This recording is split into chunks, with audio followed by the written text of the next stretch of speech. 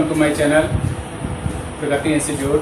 और अपने last video में जो मैंने कॉमर्स सिलेबस का 12th क्लास का डाला था, तो उसमें मैंने सिलेबस बता रखा हुआ है और उसमें अकाउंट्स का जो सिलेबस है, बही खाते वाला जो पेपर है, उसमें आपका सबसे पहला जो चैप्टर आता है वो साझेदारी खाते यानी पार्टनरशिप अकाउंट आता है। तो उसमें चूंकि जो अब 70% सिलेबस आ रहा है, उसमें पहला शुरुआत आपकी साझेदार का प्रवेश वाला जो चैप्टर है, एडमिशन ऑफ ए पार्टनर, उस चैप्टर से शुरुआत है। लेकिन उसके भी न्यूमेरिकल्स को सॉल्व करने के लिए हमें कुछ एक कैलकुलेशंस सीखनी पड़ेंगी। और कैलकुलेशंस सीखने से पहले जो है एक सबसे पहले तो ये बात जान लें कि साझेदारी क्या है, पार्टनरशिप जो है वो क्या है। तो साझेदारी क्या है? दो या दो से अधिक व्यक्ति मिलकर अगर एक संगठन बनाते हैं, और किस उद्देश्य से संगठन बनाते हैं? प्रॉफिट कमाने के उद्देश्य से, तो वो हमारा क्या कहलाएगा? साझेदारी कहलाएगा। इसकी एक डेफिनेशन आप इस तरह से समझ सकते हैं कि साझेदारी दो या दो से अधिक व्यक्तियों का एक ऐसा संगठन है जो सहस्वामियों की भांति, यानी जितने भी साझेदार होंगे वो सभी उसके व्यवसाय के स्वामी माने जाएंगे, और सहस्वामियों की भांति लाभ के उद्देश्य से यानी प्रॉफिट कमाने के उद्देश्य से किसी व्यवसाय को संचालित करते हैं। अब इसमें कौन कौन सी बातें हो गई कि साझेदारी में कम से कम दो लोगों का होना जरूरी है। फिर वो जो होते हैं, जितने भी पार्टनर्स होंगे, दो या दो से अधिक होंगे, तो वो सहस्वामी यानी सभी लोग जो है उसके स्वामी व्यवसाय के माने जाएंगे, और उनका उद्देश्य लाभ कमाना होना चाहिए। यानी वो लोग जो इकट्ठे होकर आए हैं, उनका उद्देश्य लाभ कमाना होना चाहिए। अगर दो या दो से अधिक लोग मिलकर किसी कहते हैं कि हम लोग जो है चलो मिलके कहीं जाते हैं, या कहीं पर कोई मिलके ऐसा काम करते हैं जो कि हमारा प्रॉफिट कमाने के उद्देश्य से ना हो, तो वो हमारी साझेदारी नहीं कहलाएगी। तो उसके लिए जरूरी क्या है कि लाभ कमाना इसका उद्देश्य होना चाहिए। अच्छा, तो ये तो डेफिनेशन हुई। और अब इसमें जो है साझेदारी की आवश्यकता क्यों महसूस हुई, थोड़ा सा इसको समझ लें। एकल व्यापार जो होता है, इससे पहला जो वो स्टेप हुआ, स्टेप क्या कहेंगे कि जैसे साझेदारी व्यापार से पहले अगर एक व्यक्ति अकेला ही किसी बिजनेस को संचालित करता है, तो उसके पास क्या होते हैं? साधन भी सीमित होते हैं, और उसकी जो कुशलता होती है या प्रबंध करने की जो क्षमता है वो भी सीमित होती है, जिसके कारण जो है वो व्यवसाय जो है अधिक प्रोग्रेस नहीं कर सकता। अधिक बड़े पैमाने पे वो व्यापारी व्यापार नहीं कर सकता। तो इसकी जो कमियां हैं, यानी उसमें जो उसके पास जो साधनों की कमी है या कुशलता की जो कमी है, इन कमियों को दूर करने के लिए ही साझेदारी की आवश्यकता महसूस हुई। अब उसमें क्या हुआ कि साझेदारी में दो या दो से अधिक लोग मिलके बिजनेस कर रहे हैं, तो पूंजी भी दो लोग लगाएंगे। जहां एक व्यक्ति कम पूंजी लगा सकता था, तो अब दो या दो से अधिक व्यक्ति मिलके अगर पूंजी लगाएंगे, सबने अगर मिलके भी, अकेला व्यक्ति अगर 1 लाख रुपए में बिजनेस कर रहा है, तो 2 या 3 लोग मिल गए, तो सबने 1-1 लाख रुपए लगाए या ज्यादा पैसा लगाया, तो अब उस बिजनेस की जो पूंजी है वो पहले से कहीं ज्यादा हो जाएगी। अच्छा, अब कुछ साझेदार ऐसे होते हैं जो कि पैसा तो बिजनेस में नहीं लगा सकते, कैपिटल नहीं लगा सकते, लेकिन उनके अंदर कुशलता या प्रबंध करने की क्षमता बिजनेस को वो ज्यादा होती है। तो बिजनेस में इस चीज का भी जो है बहुत इंपॉर्टेंस होती है। तो अगर कोई साझेदार पैसा नहीं भी लगा पा रहा है उसमें, और वो अपना जो एक्टिव पार्टिसिपेशन दे रहा है उसमें, यानी व्यवसाय को संचालित करने में अपनी कुशलता और प्रबंध क्षमता का योगदान दे रहा है, तो वो भी व्यवसाय का साझेदार माना जाएगा। और तो इस तरह के व्यापार को हम साझेदारी कहते हैं। अब साझेदारी की जो परिभाषा है, डेफिनेशन है, उसको थोड़ा समझ लें, क्योंकि थ्योरी एस्पेक्ट भी किसी भी चैप्टर का न्यूमेरिकल वाले का समझना बहुत जरूरी है, क्योंकि आपके यहाँ न्यूमेरिकल्स तो आते ही हैं, और साथ में very short multiple choice questions इस तरह के भी आते हैं। तो वो जब तक आप उसको थ्योरी थोड़ा सा नहीं समझेंगे, तो आप उसको आंसर नहीं दे पाएंगे। तो साझेदारी की जो परिभाषा है, भारतीय साझेदारी अधिनियम 1932 यानी इंडियन पार्टनरशिप एक्ट 1932, इसकी धारा 4 सेक्शन 4 के अनुसार क्या दे रखा है, क्या डेफिनेशन दी है? साझेदारी उन व्यक्तियों का आपसी संबंध है। साझेदारी उन व्यक्तियों का आपसी संबंध है जिन्होंने एक ऐसे व्यवसाय के लाभ को आपस में बांटने का करार किया है या एग्रीड हुए हैं, सहमत हुए हैं, जो उन सबके द्वारा या तो उन सबके द्वारा या उन सभी की ओर से उनमें से किसी एक या अधिक के द्वारा संचालित किया जाता है। तो इसमें कौन कौन सी बातें हो गई? इसमें साझेदारी एक तो जो भी 2 या 3 लोग मिलते हैं उनका आपसी संबंध है, पहली बात ये हो गई। और जिन्होंने एक ऐसे व्यवसाय को के लाभ को बांटने का आपस में करार किया है, उसका जो बिजनेस पार्टनरशिप बिजनेस का जो रिजल्ट होगा, जो प्रॉफिट होगा, उसको आपस में उनको बांटना है। और कौन सा बिजनेस? जो उन सबके द्वारा या तो जितने भी पार्टनर्स हैं वो एक्टिवली उस बिजनेस को चला रहे हैं, या उन सभी की ओर से सारे पार्टनर्स ने अपनी ओर से किसी एक व्यक्ति को या निश्चित 2 या 3 4 जितने भी व्यक्तियों को अधिकृत कर रखा है कि ये लोग जो है बिजनेस को चलाएंगे। और बाकी लोग हो सकता है कि वो कैपिटल केवल इन्वेस्ट कर रहे हो। तो इस तरह के बिजनेस को हम साझेदारी कहते हैं। और ये जो भारतीय साझेदारी अधिनियम 1932 की धारा 4 के अनुसार मैंने आपको ये डेफिनेशन बताई। इंग्लिश में इसको ऐसे समझ लें, partnership is a relation, partnership is a relation between persons who have agreed to share the profits of a business carried on by all, या तो सभी के द्वारा चलाया जा रहा है वो बिजनेस, और any of them acting for all, या सबकी ओर से किसी एक व्यक्ति के द्वारा चलाया जाता है।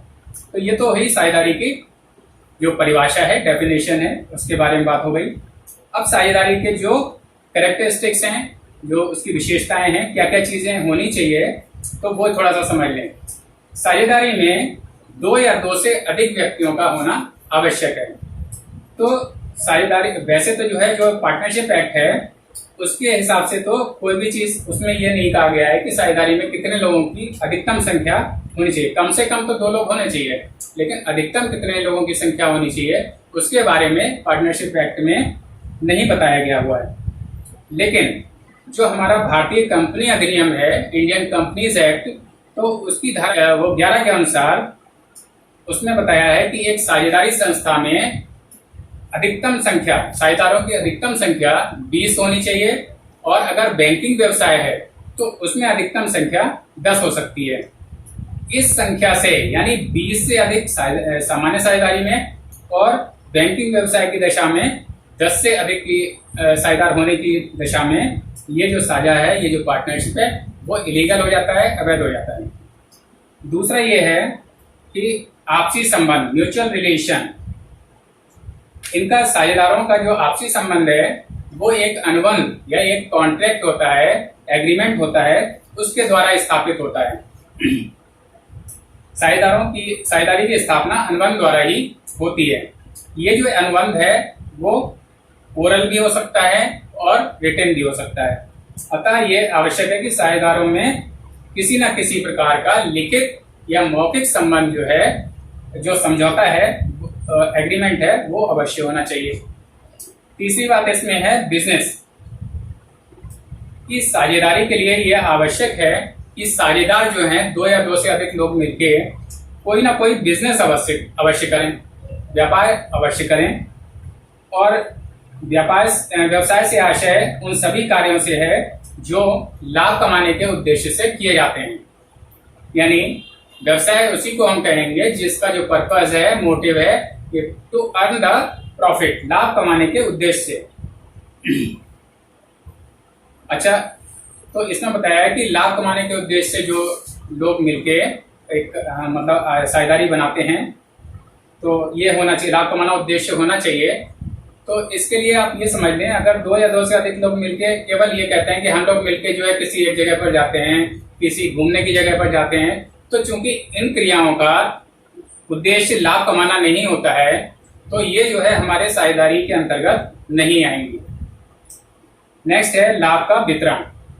लाभ का वितरण यानी डिस्ट्रीब्यूशन ऑफ प्रॉफिट। साझेदारों में साझेदारी व्यवसाय से उत्पन्न जो लाभ है, जो उसका साझेदारी व्यवसाय का जो रिजल्ट है, प्रॉफिट है, उसको एक निश्चित अनुपात में वितरण करना भी जरूरी है। कोई भी व्यक्ति जिसे फर्म के लाभ में हिस्सा नहीं मिलता, साझेदार नहीं कहलाता है। तो जैसे कि अगर देखा जाए तो इसके विपरीत ऐसे व्यक्ति हो सकते हैं जिन्हें फर्म के लाभ में से हिस्सा तो मिलता है लेकिन वो साझेदार नहीं होते। जैसे कि फर्म में जो मैनेजर होता है, ये तो उसको अगर हम शेयर ऑफ प्रॉफिट दे रहे हैं, लाभ का कुछ भाग दे रहे हैं, तो वो जो है हमारा साझेदार नहीं कहलाएगा। और इसी तरह से अगर कोई साझेदार जिसकी मृत्यु हो जाती है और उसकी विधवा पत्नी को अगर कुछ शेयर ऑफ प्रॉफिट दिया जा रहा है, तो वो भी जो है साझेदार नहीं कहलाएगा। हालांकि उनको प्रॉफिट मिल रहा है लेकिन वो साझेदार नहीं कहलाएंगे। और इसके बाद है एक चीज और, उसकी जो कैरेक्टरिस्टिक है, व्यवसाय का संचालन यानी रेगुलेटिंग बिजनेस। साझेदारी फर्म के व्यवसाय का संचालन सभी साझेदार कर सकते हैं या उनमें से कोई एक कर सकता है या एक से अधिक साझेदार कर सकते हैं। प्रत्येक दशा में सभी साझेदार, चाहे वो फर्म के संचालन में भाग ले रहे हैं या नहीं ले रहे हैं, सभी साझेदार फर्म के कार्यों के लिए उत्तरदायी होंगे। तो सभी साझेदारों को फर्म के कार्यों के लिए रिस्पॉन्सिबल माना जाएगा। तो ये इसकी कैरेक्टरिस्टिक्स हुई। और अब थोड़ा सा एक बात ये समझ लेते हैं, क्योंकि अभी बताया मैंने कि साझेदारी की स्थापना के लिए साझेदारी संलेख अथवा जो उसका एग्रीमेंट है वो होना जरूरी है। और वो एग्रीमेंट चाहे तो आप मौखिक भी हो सकता है या लिखित भी हो सकता है।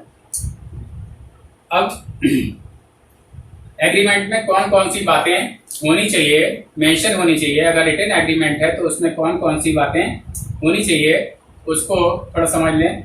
पहली बात तो यह है कि कैपिटल यानी पूंजी, प्रत्येक साझेदार कितनी कितनी पूंजी लगाएगा और वो पूंजी नकद रूप में लगाएगा या संपत्ति के रूप में लगाएगा, यानी कि वो या तो कैश के रूप में अपनी कैपिटल लाएगा और या उसका कोई जो एसेट है उसकी, उसको बिजनेस में, पार्टनरशिप बिजनेस में लेके आएगा जिसको कैपिटल के रूप में माना जाएगा, या कैश और एसेट्स दोनों के रूप में रखी जाएगी।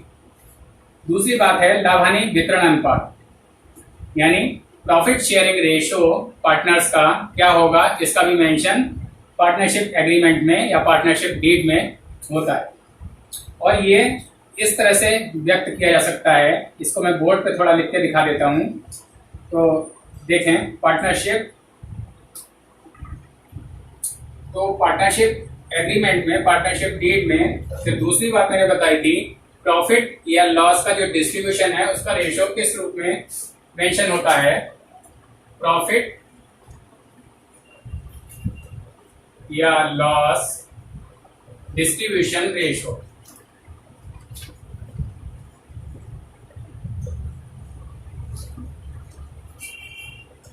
इसको किस तरह से मेंशन किया जाता है, एक तो इस तरह से रेशियो बढ़ गया। सपोज हमारा जो 3 पार्टनर्स हैं उनका रेशियो, एक तो ये है, फर्स्ट तरीका है 3:1। एक मैंने एक एग्जाम्पल के लिए एक रेशियो लिया है 3:1, इसको इस तरह से भी लिख सकते हैं। दूसरा जो इसका तरीका है 1/2, 1/3, 1/6, इस तरह से भी लिख सकते हैं हम। और थर्ड जो इसका मेथड है उसको हम पैसे में भी लिख सकते हैं। और पैसे में ये हो गया, जैसे 50 पैसे लिख दिया पहले पार्टनर का, अनुपात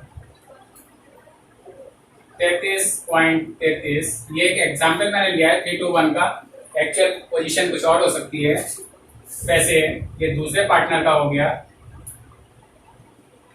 और तीसरी बात है 16.67, ये थर्ड पार्टनर का रेशियो हो गया।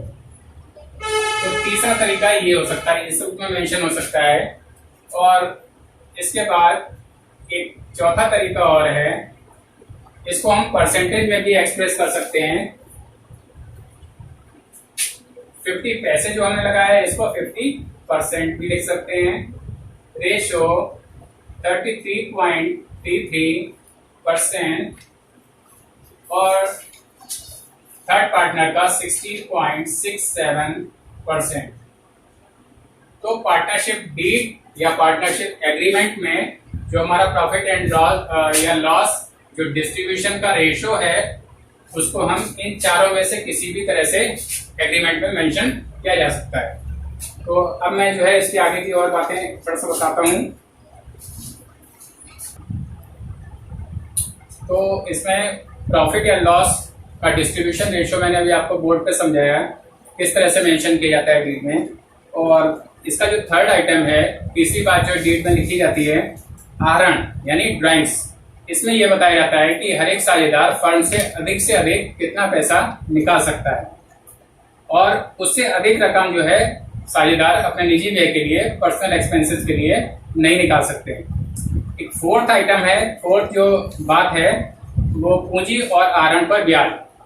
साझेदार जो भी पैसा लगाएंगे बिजनेस में उस पर उन्हें एक निश्चित % से ब्याज दिया जाएगा या नहीं दिया जाएगा, पहले तो ये बात मेंशन होती है।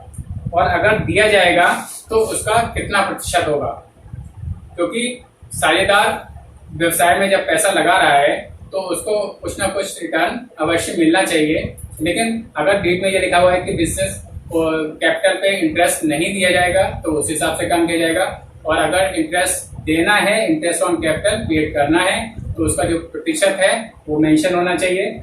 इसी तरह से अब अगर साझेदार आहरण कर रहे हैं, बिजनेस से कोई पैसा अपने निजी व्यय के लिए निकाल रहे हैं, तो उसके बारे में भी व्यवस्था उसमें डीड में होनी चाहिए कि आहरण पर ब्याज लिया जाएगा या नहीं लिया जाएगा, और लिया जाएगा तो उसका प्रतिशत क्या होगा। नेक्स्ट जो बात है इसमें डीड में वो ये है, साझेदारों का वेतन अथवा पारिश्रमिक। हर एक साझेदार को कितना वेतन और या उसका जो रेम्युनरेशन पारिश्रमिक है वो दिया जाएगा, उसका उल्लेख साझेदारी संलेख में होना चाहिए। इसके बाद है पूंजी खाते, कैपिटल अकाउंट। पार्टनरशिप में कैपिटल अकाउंट्स दो मेथड से रखे जाते हैं। एक तो या तो साझेदारों की जो पूंजी है वो स्थायी रहेगी यानी फिक्स्ड रहेगी, या फ्लक्चुएटिंग रहेगी, परिवर्तनशील रहेगी। तो अगर फिक्स्ड कैपिटल रहेगी तो उसमें हमें क्या करना होगा कि साझेदारों की जो पूंजी है उसमें फिक्स्ड कैपिटल जब होती है तो कैपिटल अकाउंट में जो कैपिटल है वो तो अलग रखी रहती है, जितनी होती है वही रहेगी, उसमें कोई चेंज नहीं होता है। और इसके अलावा जो भी साझेदारों के फर्म के साथ होने वाले जो लेन देन है, यानी उनको जो ब्याज मिल रहा है, वेतन मिल रहा है, सैलरी जो मिल रही है, लाभ, आहरण आदि जो भी ट्रांजैक्शंस हैं बिजनेस से रिलेटेड, वो सारे जो है उसके लिए हम करंट अकाउंट अलग से प्रिपेयर करते हैं। तो क्या बात हो गई कि अगर साझेदारों की पूंजी फिक्स्ड है, कैपिटल फिक्स्ड है, तो हमें एक तो पार्टनर्स के कैपिटल अकाउंट अलग बनाने पड़ेंगे जिसमें कि कैपिटल फिक्स रहेगी, उसमें कोई भी अमाउंट ऐड या लेस नहीं होगा। और उनके जो अन्य लेन देन है पार्टनरशिप फर्म के साथ, तो जो भी वेतन है, ब्याज है, तो उसके लिए हम एक अलग से अकाउंट बनाएंगे जिसको कहते हैं करंट अकाउंट। ये तो ही पहले मेथड की बात, यानी कि जब साझेदारों की पूंजी फिक्स हो, स्थायी हो, और जब उनकी पूंजी फ्लक्चुएटिंग होगी, परिवर्तनशील होगी, तो केवल एक ही अकाउंट बनेगा साझेदारों के पूंजी खाते यानी कैपिटल अकाउंट्स करके। उसी में उनकी कैपिटल भी दिखाई जाएगी, उसी में जो अदर ट्रांजैक्शन है जैसे सैलरी, इंटरेस्ट, प्रॉफिट एक्सेट्रा जितने भी चीजें हैं वो भी उसी कैपिटल अकाउंट में डेबिट या क्रेडिट किए जाएंगे। तो इस तरह से कैपिटल अकाउंट्स प्रिपेयर किए जाएंगे। फर्म का हिसाब किताब, नेक्स्ट जो 7th पॉइंट है उसमें है फर्म का हिसाब किताब किस प्रणाली के अनुसार रखा जाएगा, यानी कौन सा मेथड जो है उसमें यूज किया जाएगा। अंतिम खाते कब तैयार किए जाएंगे और उनका अंकेक्षण या ऑडिट कराया जाएगा या नहीं कराया जाएगा। तो अगला नेक्स्ट जो आइटम है वो है ख्याति का मूल्यांकन यानी वैल्यूएशन ऑफ गुडविल। ख्याति क्या होती है? जब हमारा बिजनेस पुराना हो जाता है तो उसकी जो मार्केट में जो प्रसिद्धि होती है और उस प्रसिद्धि की वजह से जो हमें सामान्य लाभ से अधिक लाभ मिलता है, सामान्य लाभ की तुलना में कुछ अधिक लाभ मिलता है, तो वो प्रसिद्धि जो है हम उसको ख्याति कहते हैं। और ये ख्याति जो है व्यापार के लाभ के हिसाब से ही निश्चित होती है। अगर हमारा बिजनेस सामान्य प्रॉफिट से, सामान्य लाभ से अधिक लाभ कमा रहा है, तभी हम उसको ख्याति की स्थिति कह सकते हैं। नेक्स्ट पॉइंट है साझेदारी की अवधि, यानी साझेदारी हमारी कितने टाइम के लिए होगी, 1 साल 2 साल, कितने टाइम के लिए साझेदारी होगी। अवधि के अनुसार साझेदारी एक निश्चित समय के लिए हो सकती है, यानी फिक्स पीरियड के लिए 2 साल 3 साल 4 साल जितना हो सकता है, या एक निश्चित उपक्रम के लिए। कभी कभी ऐसा होता है कि किसी पर्टिकुलर बिजनेस के लिए जो कि हमारा 2 साल में या 3 साल में खत्म हो जाने वाला है, तो वो बिजनेस हमारा चाहे जितने भी समय में खत्म हो जाए, तो वो बिजनेस खत्म होते ही हमारी साझेदारी स्वतः समाप्त मान ली जाएगी। या तीसरी तरह से होता है कि हमारी साझेदारी ऐच्छिक हो, यानी एट विल, हमारी यानी पार्टनर्स की इच्छा के अनुसार हो। तो तीसरा प्रकार साझेदारी क्या ये हो जाता है साझेदारों की मृत्यु अथवा अवकाश ग्रहण।